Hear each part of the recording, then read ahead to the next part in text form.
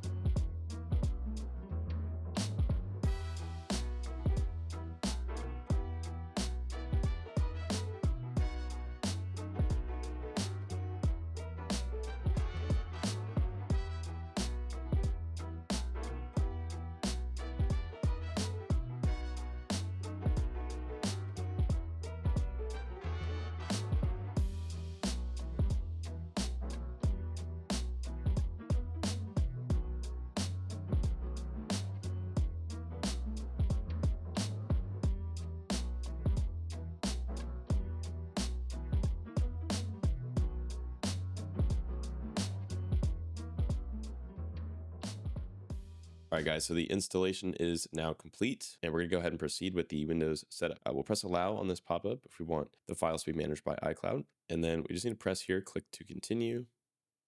If we want, we can show an extension to group our virtual machines. So this is an extension created by Parallels Desktop. I'll go ahead and press show extension. So if we wanted to install it, we could proceed here. I'm going to skip that for now. And then we just need to accept the Windows license agreement. I'm going to enter full screen mode here. Now we're getting prompted for Parallels to control this computer using accessibility features, which we will likely want to do. I'll click where it says Open System Settings. And on Parallels Desktop, I'm just going to click this switch to on. Again, we'll be prompted for password or biometric. And we're in Edge already. So let me go ahead and minimize this for now. So here we are in our Windows 11 homepage. A few more steps. We're going to go through some personalization settings.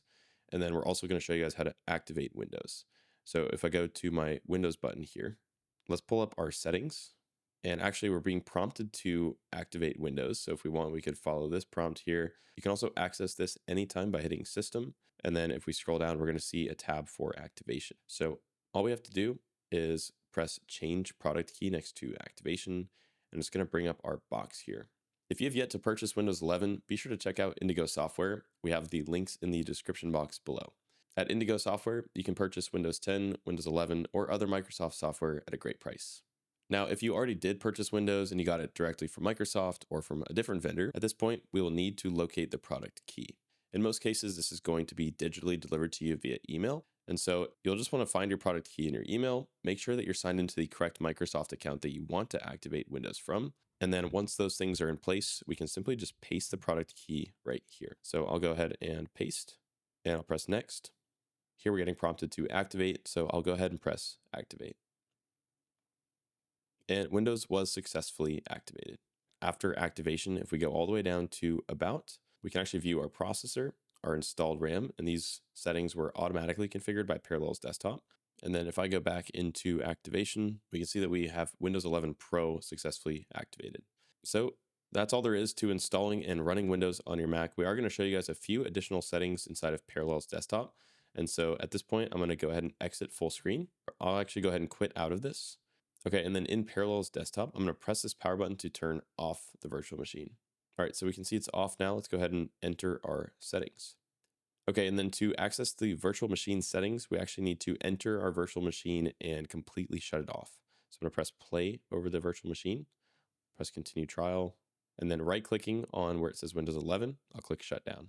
Okay, now that it's shut down, we can enter our settings where we can change things like our total size. So for example, this one is 15 gigabytes. And then I have additional options here. Where you may want to make some changes is the hardware tab. So for example, I can allocate a certain amount of CPU and memory from the hardware tab. If I click manual, processors, for example, I could click 2, memory, I could do 6 or 8 gigabytes. And so this will be dependent on how much speed you need. If you want to make it faster, you may want to switch it to manual. I'll actually leave mine as automatic for now, but then we've got other additional settings as well, such as graphics, mouse and keyboard, shared printers, network, and all of these will be configured by default, but it's nice to know that we have further control over them. Now, if we go into the Options tab and we go to Sharing, Mirror Mac and Windows User Folders, this actually lets us share some of our files between Windows and Mac.